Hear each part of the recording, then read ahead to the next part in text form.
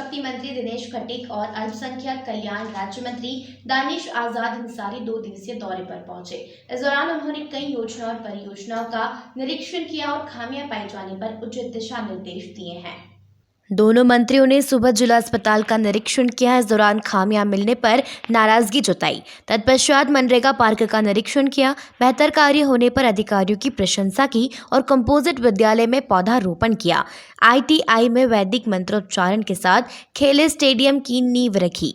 तत्पश्चात जल शक्ति मंत्री और अल्पसंख्यक कल्याण मंत्री ने चेहरी बांध का निरीक्षण किया। मीडिया से बातचीत के दौरान मंत्री ने बताया कि सरकार के निर्देश पर 2 मंत्री का समूह हर जिले में जा रहा है। इसी क्रम में हम लोग भी आए हैं। सरकार की जन कल्याणकारी योजनाओं, कानून व्यवस्था की जानकारी ली गई है। मदरसों के जांच के सवाल पूछने पर जल शक्ति मंत्री ने कहा कि मदरसों की जांच कराना जरूरी है, क्योंकि वहां बेसिक फैसिलिटी और शौचालय, पीने का पानी सहित अन्य क्या व्यवस्थाएं हैं, यह सब जानकारी हो पाएगी। इस दौरान मंत्री ने महाराजगंज के बेसिक शिक्षा विभाग द्वारा कार्यवाही किए गए विद्यालयों की सूची भी मीडिया के सामने रख दी है। जिला अस्पताल बस्ती में व्यवस्थाएं अस्त व्यस्त हो गई हैं, जहां OPD में कोई डॉक्टर नहीं बैठते हैं, जिससे मरीज परेशान हो रहे हैं। वह अस्पताल के सभी कर्मचारी अपनी मनमानी करने लगे हैं, जिस पर जिला अधिकारी बस्ती प्रियंका निरंजन ने कहा कि मैं कैमरे के सामने कुछ नहीं बोलूंगी, जांच की जाएगी, जिसके बाद कार्रवाई की जाएगी।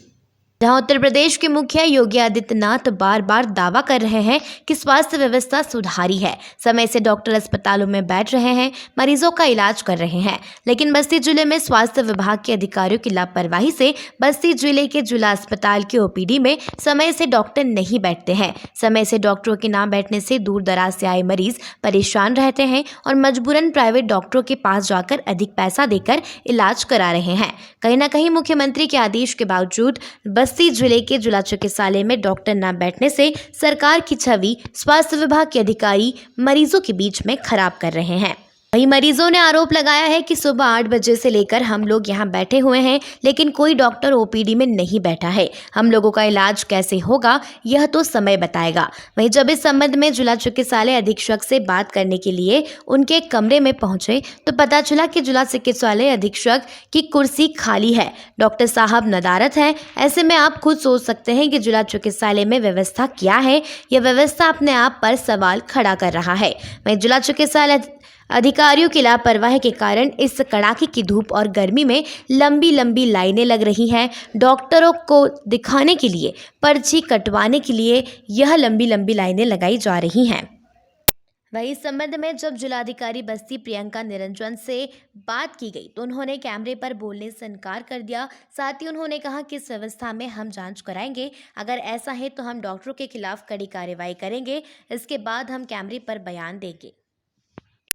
बांदा के वृंदावन गार्डन में सोमवार को बेसिक शिक्षा विभाग और वर्ल्ड विजन संस्था के संयुक्त तत्वाधान में शिक्षक सम्मान समारोह और स्वच्छ विद्यालय पुस्तक वितरण समारोह का आयोजन किया गया।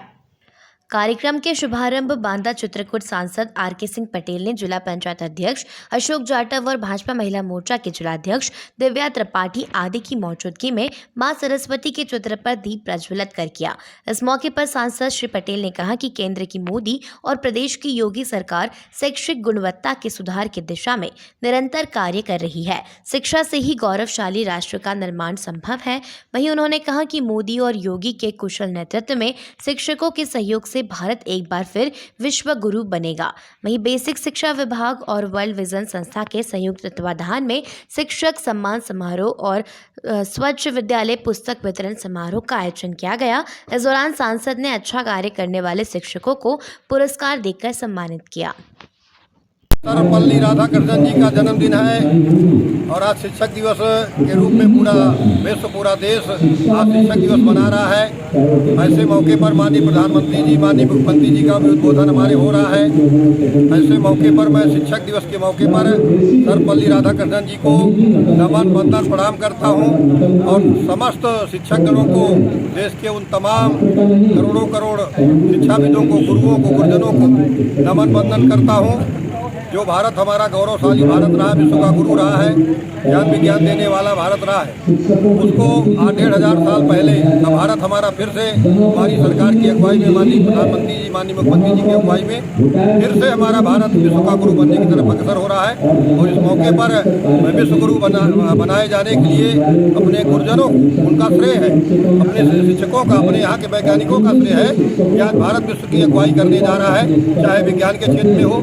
अभी कोरोना वैश्विक महामारी में भी हमारे वैज्ञानिकों ने कोरोना की सबसे पहली दवाई बना करके और दुनिया के 80 देशों को, 150 देशों को देने का काम किया। इससे सिद्ध होता है कि मोदी जी की अगुवाई में हमारे देश के गुरुओं के द्वारा, शिक्षकों के द्वारा आज महत्वपूर्ण योगदान करके और भारत को उस मुकाम तक पहुंचाने का काम किया जा रहा है। इसलिए मैं ऐसे तमाम वैज्ञानिकों को, शिक्षकों को, गुरुओं को नमन वंदन प्रणाम करता हूं भारत माता की।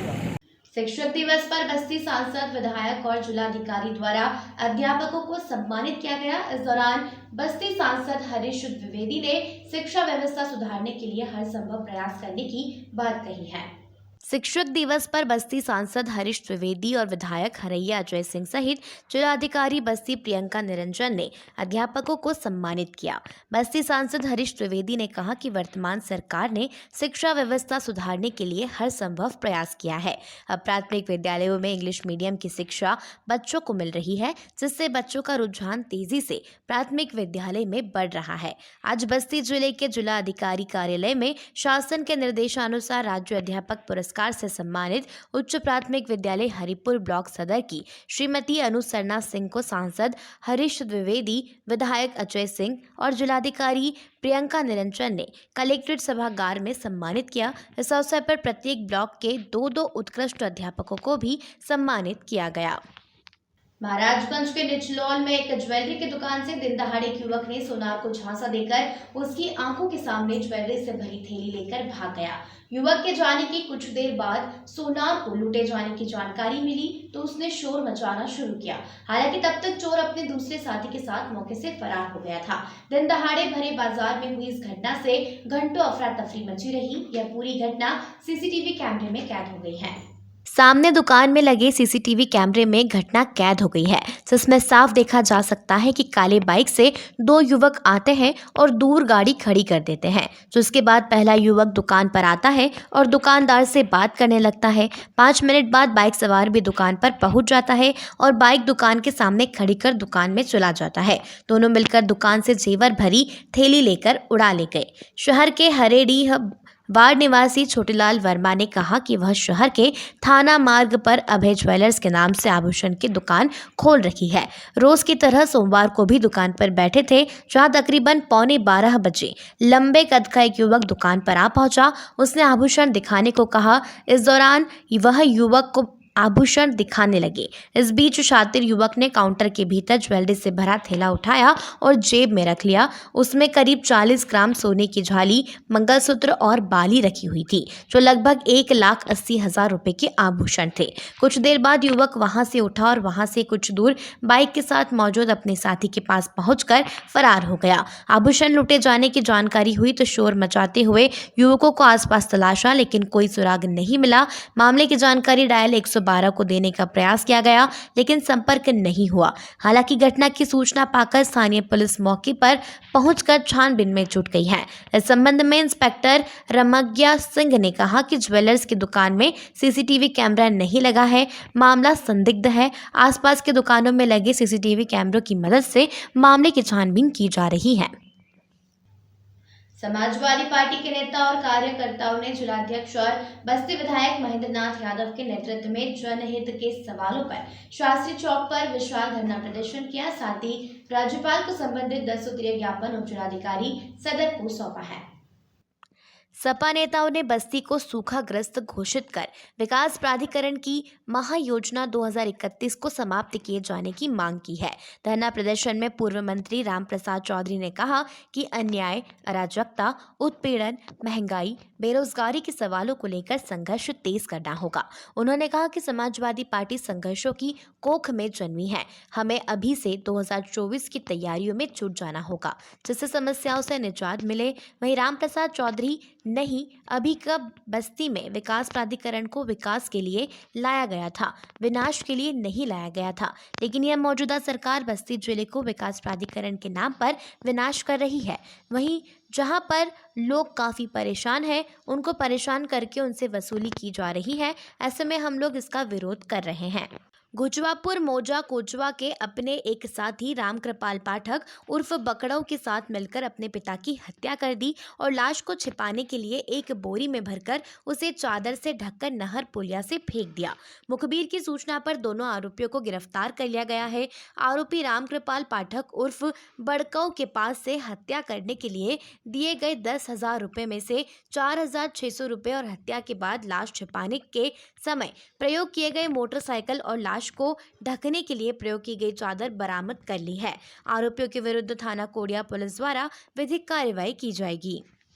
किस तरीके से सरकार मानेगी कि नहीं मानेगी? सरकार नहीं मानेगी तो लगातार ये धरना चलेगा। आज ये धरना हमारा 1 दिवसीय धरना है कि लगभग 28 से 30% बारिश बस्ती जनपद में हुआ है और अभी तक बस्ती जनपद को सूखा नहीं घोषित किया गया। किसान का धान सूख गया, किसान परेशान है, बदहाल है। पूर्ववर्ती सरकारें होती थी, अभी तक किसान का सूखा घोषित हो जाता था, किसान को राहत मिलती थी। हमारी मांग है कि बस्ती जनपद को सूखा घोषित किया जाए, किसानों का लगान माफ़ किया जाए, किसान का जो बिजली का बिल है, किसान का बिजली का बिल माफ़ किया जाए, खाद में सब्सिडी दी जाए।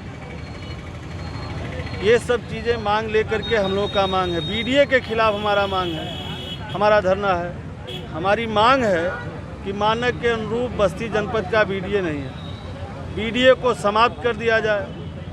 बीडीए में मनमानी तरीके से, जिस तरीके से शहर के आम लोगों को परेशान किया जा रहा है, उनका शोषण किया जा रहा है। अगर किसी का पुराना घर है, 40 साल पुराना, 50 साल पुराना घर है, अगर वो रेनोवेट होने के नाम पे अगर किसी का छज्जा गिर गया, किसी का कहीं से लीकेज हो रहा, अगर वो उसको ठीक करा रहे हैं तो बीडीए के लोग नक्शा के नाम पे जाकर के उनका घर सीज करने का काम कर रहे हैं, उत्पीड़न करने का काम कर रहे हैं, गरीब आदमी को परेशान करने का काम कर रहे हैं। तो हमारी मांग है, 1 दिवसीय धरना है कि आज बस्ती जनपद को सूखा घोषित किया जाए, बीडीए को समाप्त किया जाए। बस्ती जनपद में जिस तरीके से अपराध बढ़ रहा है और पुलिस के संरक्षण में अपराध बढ़ रहा है, खुलेआम थानों पे लूट मची हुई है। ये कप्तान हर थाने पे अपने एजेंटों को बैठा करके गरीबों का शोषण कर रहा है। सुबह से लेकर शाम तक दरोगा जैसे दुकान खोल के बैठा हो। आप किसी भी थाने पे चले जाइए, कोई भी दरोगा आपको हल्के में घूमता हुआ नहीं मिलेगा, वो थाने पे बैठ करके रुपया गिनता हुआ मिलेगा। इन सभी मांगों के साथ नौजवान परेशान है, व्यापारी परेशान है, हर वर्ग के लोग परेशान हैं। आज रोजगार के आयाम घटाए जा रहे हैं, नौकरियां घटाई जा रही हैं, चारों तरफ हाहाकार मचा हुआ है।